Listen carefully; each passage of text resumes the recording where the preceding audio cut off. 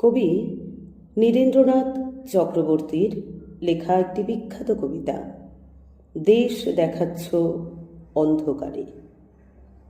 সেখান থেকে অল্প কয়েকটি লাইন আমি পাঠ করছি।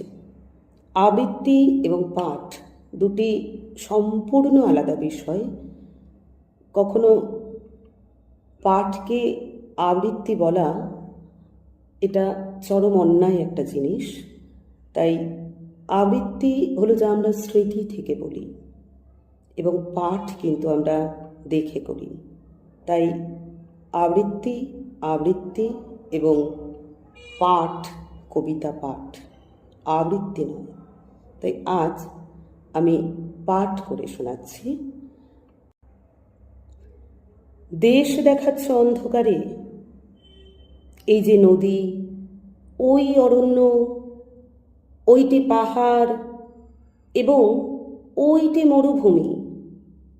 দেশ দেখাচ্ছ অন্ধকারের মধ্যে তুমি, বার করেছ নতুন খেলা।